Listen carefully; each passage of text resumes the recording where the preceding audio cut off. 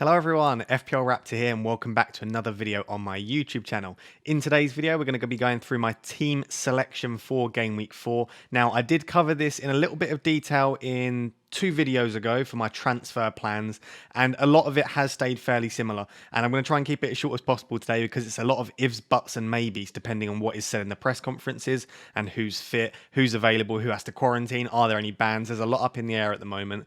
Just to let you know, at the start, I am planning to do a live stream at 6:30 p.m. on Friday. That's British summertime, so in the UK, 6:30 p.m. So by that time, all of the press conferences would have happened, so I will know with more certainty, I suppose, what I'll be doing with my transfers and how my team will look come Saturday morning. And obviously you guys will have some more plans as well. So do join me at 6:30 p.m. British summertime on Friday to bring your questions, to discuss my team, to discuss captaincy, etc. But without further ado, let's get into today's video.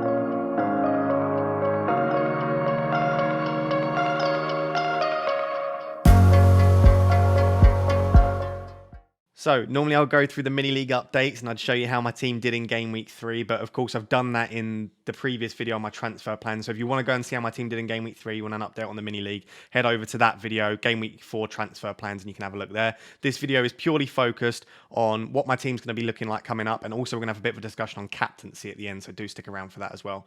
So with 2 free transfers and 0.9 million in the bank, this is what my team currently looks like. So I rolled my free transfer, one of my free transfers last week. I've got 2 going into this week. This is the current state of my team. If I was to do nothing with this team, it might still be okay. I'd probably be on Salah captain, which we'll discuss again in a bit later, the captaincy debate. This is what my team would look like. I think that there's 3 potential issues here, maybe 4. The first is if Rafinha does indeed get banned. Now, there's potential that because he wasn't released to go on international duty to Brazil, the Brazil FA are fighting for the players after the international duty ends to have a 5-day ban from playing domestic football. So he wouldn't be able to play for Leeds. So I don't know what the end outcome of that's going to be. You might know at the time of this going live. I don't know at this moment in time. So if Rafinha is not available, my bench is a slight issue for sure. Ings, with Ayling, on the bench, first sub, that's not great moving forward. I think Wilson and Ings are probably the 2 main, not issues, but the 2 main players that I'm looking at this team, and I'd say I don't necessarily think I'd want them come this week. Now, Wilson, I was actually really happy to keep in my team because I like his fixtures moving forward. I think he can score against anyone. He's on penalties, and he's looked really good in the first 3 weeks. So I was happy to keep Wilson, and I was looking at Danny Ings as the person to make way in this team. 100%, I was definitely going to take out Danny Ings. Now, with the news that Wilson is probably going to be injured for Game Week 4, again, at the time of recording this, I don't know if he's definitely injured for Game Week 4. But with Wilson probably out, I'm now looking at Ings as potentially staying in my team because at least he's fit and at least I know he'll probably play 90 minutes and he's on penalties if El Ghazi isn't on the pitch. So that's the state of the team at the moment. Won't talk about it in much more depth because the main focus of today is, well, what am I going to do with my transfers? What are the different combinations of transfers that I can make? Will I be going for Ronaldo? Will I not? But for the time being, Wilson and Ings look like the 2 that I really do want to get rid of in the coming weeks anyway. Right, guys, so what I've got 4 different permutations, combinations, and I've given them a little name at the top. And what I'd like is in the comments, as well as bringing your diamond limits, let me know, of the 4 teams, of the 4 different transfer strategies, which do you think makes the most sense at this time? Of course, if there are specific injuries or specific bans and availability changes over the next few days, it might be that I'm just naturally forced into one. And this first one I've called Ignore Rom and Ron, Ignore Lukaku and Ronaldo, because I would essentially be ignoring the 2 premium guys up top. And I'd be making, I discussed this in my other video, and I called this the sensible team. And I think it is quite a sensible move. It's not taking a hit, and it's bringing in 2 players that are both on penalties, both playing for pretty decent teams with great fixtures moving forward. So those 2 transfers would be Wilson and Ings out, and Jimenez and Calvert-Lewin in. I really like this. As I said, both talismanic figures, both on pens, both great fixtures, both pretty good underlying stats, Calvert-Lewin in particular. Jimenez obviously hasn't scored yet, hasn't got the assist, so it is a bit of a punt on Jimenez, but you do sort of have to take a punt on some of these players with the fixtures they've got. So this is, the sensible team, ignoring Ronaldo and Lukaku, but it does sort of shoehorn me into not getting a premium, because next week, I doubt I'm going to want to take Fernandes and Antonio, I suppose it would be out for Ronaldo and then a midfielder, or Lukaku and a midfielder. So if I did this, I would probably be admitting that I'm not going to have a premium striker until I go on my wild card. So I don't dislike it at all. I think Salah's a fantastic captaincy option, as we'll discuss in the last section. And I think Calvert-Lewin and Jimenez probably represent the best value for money up top. I'm not saying they're better options than Ronaldo and Lukaku, but they probably do represent better value for money. So I like this sort of sensible option. What I would say is it sort of relies on a couple of things. If Wilson is definitely fit, I'm not sure I'm going to want to do this because I'd probably just keep Wilson. And the second thing is if Calvert-Lewin is injured, which again we don't know at this stage, if Calvert-Lewin is injured, then obviously this doesn't work either. So this combination of transfers, these two free transfers, would rely on Wilson being injured and Calvert-Lewin being fit. If that is the case, and Wilson is injured and Calvert-Lewin is fit, I think this is probably the most sensible, effective use of my two free transfers. So this team is being called Ignore Rom and Ron. Let me know below if you like Team 1. Let's move on to Team 2. Now, as a Manchester United fan, this does feel right, having Ronaldo in the team. It looks great, but let's discuss, is it the best way to approach my team? Is it worth taking a hit and taking Bruno out? So this one I've called the Ronaldo reshuffle. Obviously, the key point being that I'm bringing Ronaldo in and taking Bruno out, which is going to be very, very popular this week. And I don't think it's necessarily a bad thing to do. I think Bruno's going to be significantly less effective now that he's not on penalties. As I discussed in previous videos, he's not on set pieces as often now as well, with Shaw and Greenwood taking a lot of them. Ronaldo will probably take direct free kicks as well. So Bruno's essentially a premium player, but without any set pieces and potentially without penalties. Now, we don't know that for certain, of course. This does rely on, I want confirmation that Ronaldo is definitely fit to start. I don't think Ollie's going to say he will start, but what I want is some sort of confidence in the Manchester United press conference from Ollie to say Ronaldo is likely to start, or he's been training really, really well and he looks very fit. Something along those lines would probably be enough for me to bring Ronaldo in. And now he did apparently train at Carrington today. So this is Tuesday that I'm recording this, Tuesday evening. So he trained on Tuesday evening, which means he's got potentially Wednesday, Thursday, Friday. Now, I don't think Manchester United will train fully in all 3 days. So he's probably altogether going to get sort of 2 or 3 full training sessions, which obviously isn't a massive amount. But if you consider a lot of the other players that are on international duty at the moment will be coming off of their international break, probably around Friday, there might be some potential jet lag. There might be potential issues with injuries, niggles. They'll only have sort of 1 day of training before the match on Saturday. So I think Ronaldo's potentially in an even fitter, better position than a lot of Manchester United's other players. So if you was to ask me right at this second, I think Ronaldo will start, absolutely. So this would rely on some sort of confirmation bias. I'd want some sort of impression from Ollie that he also believes that Ronaldo is ready to start. So anyway, this move in particular, what it would do is Bruno, Wilson and Tsimikas out, Jota, Ronaldo and Duffy in. So this is 3 transfers for a -4. Now, I don't want to do Tsimikas to Duffy. I don't really care because Tsimikas was just rotting third on my bench anyway. But the reason I've done the Tsimikas to Duffy is because I'm trying to get that third Liverpool spot open for Jota. Now, I know I don't need to make that Jota move. I could bring in Mason Greenwood, is another great option. I could bring in Ferran Torres. I could bring in Sarr, Gray, Traore and downgrade the funds. But for me, I think taking out Bruno before Newcastle at home is probably not the most effective move in the world. The only way I would feel comfortable taking Bruno out, really, is if I'm bringing in Jota, because Jota's stats arguably are better than Bruno's when he plays, and I think Jota performs like a premium. So the only player that I would be happy taking Bruno out for, really, is to bring in Jota, because I do think that Jota and Ronaldo will definitely outscore Bruno and Wilson, or Bruno and Ings over the next few fixtures. Now, again, as well as Ronaldo being confirmed to start or confirmed to be fit enough to start and some sort of confidence from Ollie, I would also want confirmation that Firmino is out for at least 2 weeks, preferably 3 or 4, because I do think that whilst Jota's a fantastic option, even if Firmino isn't fit, even if Firmino is fit. So even if Firmino is confirmed to be fit for Game Week 4, I still think Jota is a good option, but I don't think it's necessarily worth taking a hit to get him in if Firmino's fit. So I'd want confirmation Ronaldo's ready, and I'd want confirmation that Jota is... that Firmino is injured, and therefore that Jota's probably likely to start at least Game Week 4 and Game Week 5. Duffy over Livramento. The only reason I've done that is because I'm probably going to wildcard in Game Week 8, and I just prefer Duffy's fixtures and underlying stats for the next 4 game weeks. That being said, I think Livramento is probably more nailed across the next 4 than Duffy is, so that could potentially be Livramento, but it needs to be someone under the price of 4.3 million.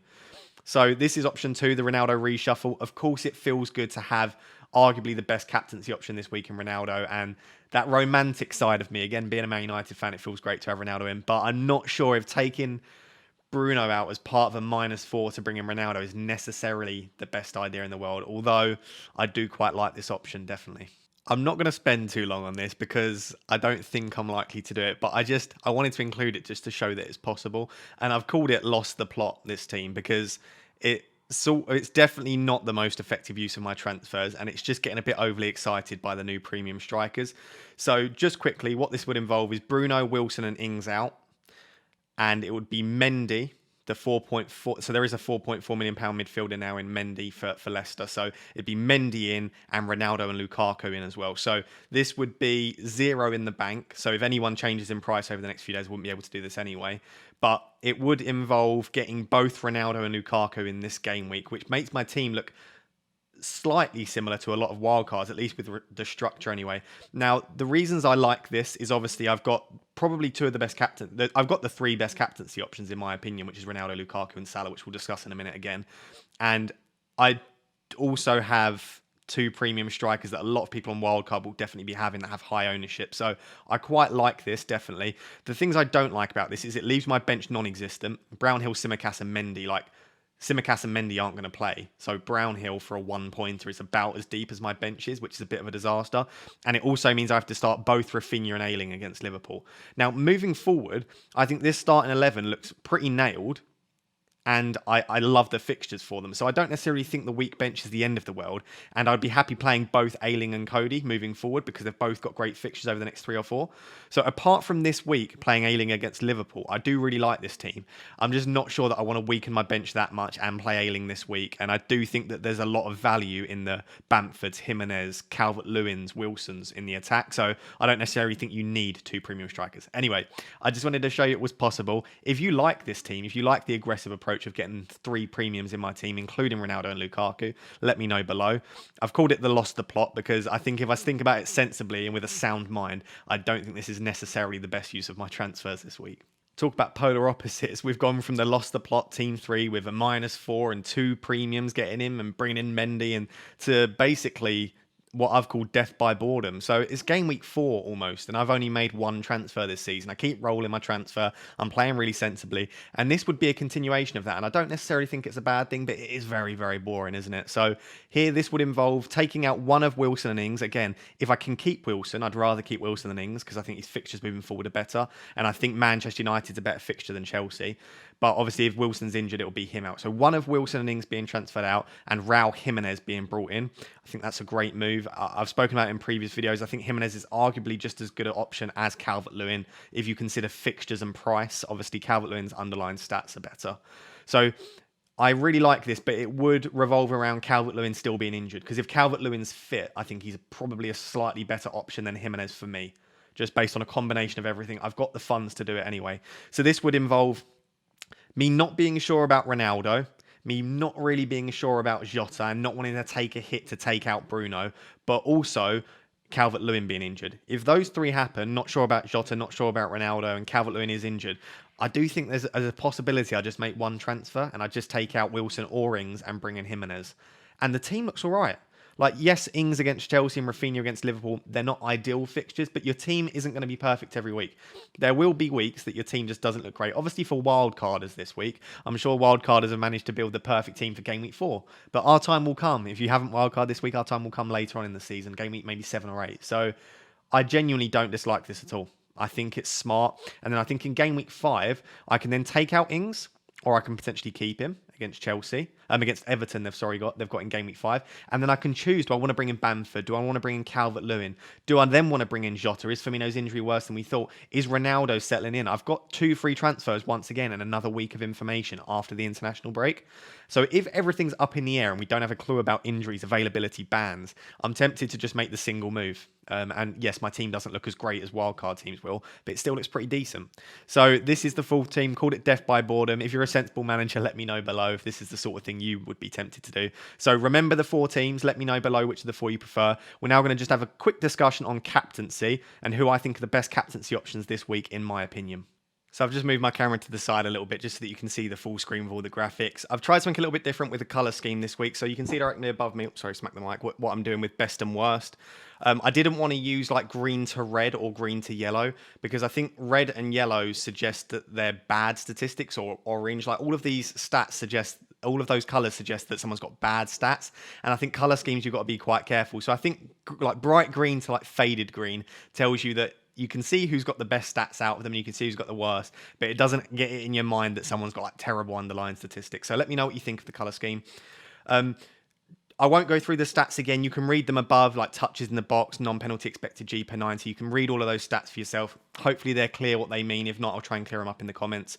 What I would say is those first 5 or 6 columns, they're underlying statistics for the individual. So all the way from touches in the box to projected points for the upcoming week, they're all individual underlying statistics. And then the final 2 columns, we're looking specifically at team data. So the first is team non-penalty expected goals per 90, which is how many goals the team that the player plays for was expected to score per 90 in the first few games. So Antonio, as an example, West Ham were expected to score 2.11 goals per 90 in the first 3 games.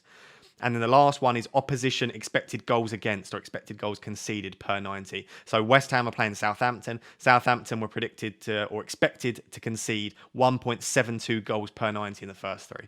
So hopefully those stats are clear. Hopefully the colour scheme is clear.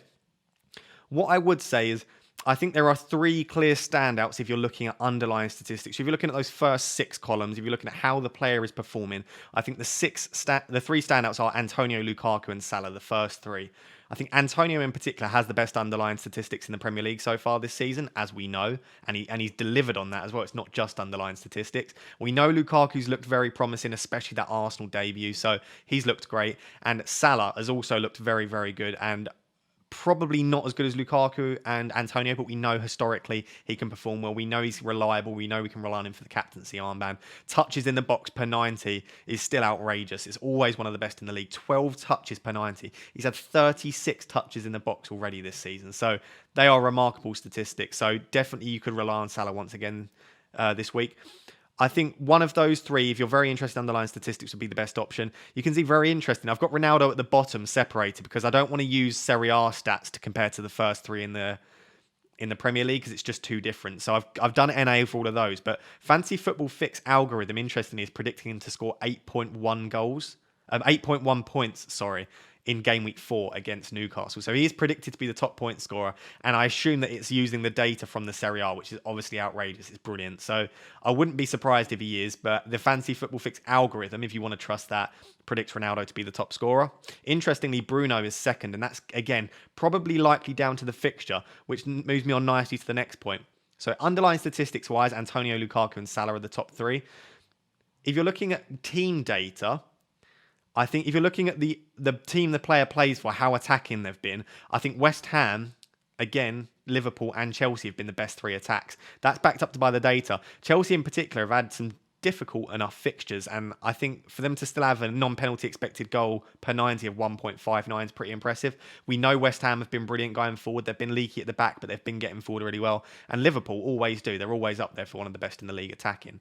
What makes it most interesting this week, what makes it easy potentially to move off of Antonio, Lukaku and Salah, is just how bad Newcastle have been. So if you have a look at opposition expected goals against per 90, Newcastle are expected to concede almost 3 goals per game, 2.82 expected goals against per 90.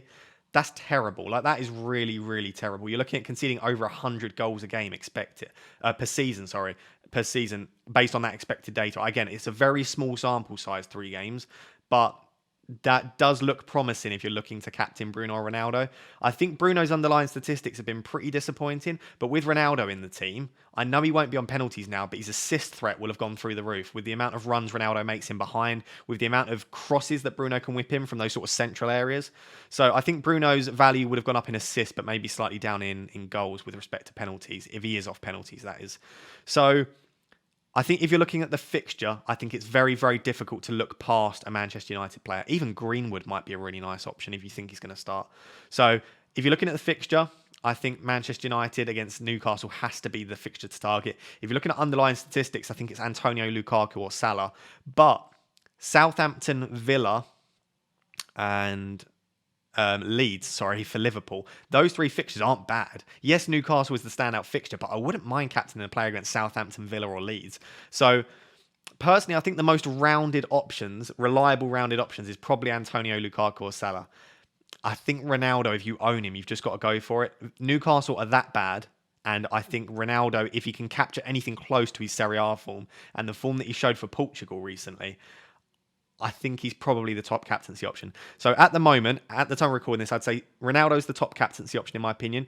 I then think like Lukaku and Salah are probably like joint second. And then I think just under that, you've probably got Bruno and Antonio based on a number of factors. So Ronaldo, Lukaku and Salah, and then Bruno and Antonio.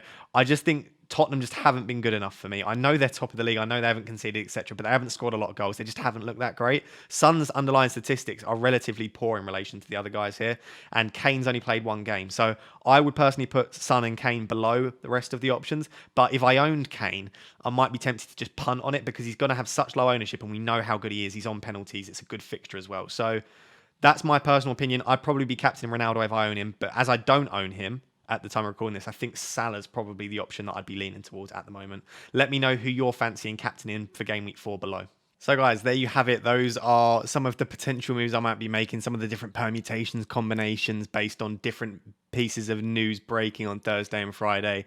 I'm sorry that I don't have a very definitive answer for what my team might look like. But again, if you join the stream on Friday or if you follow me on Twitter, I always make my plans public before the deadline so you can cross-check and you can see what I'm doing and you can follow my journey as well.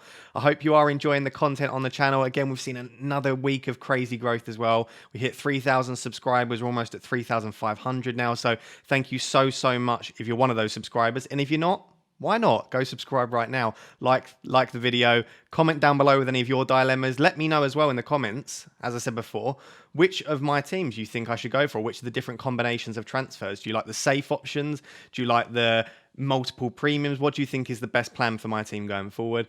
But without further ado, guys, that's the end of today's video. Join me on Friday and best of luck with your tinkering. Catch you soon, guys. Bye-bye.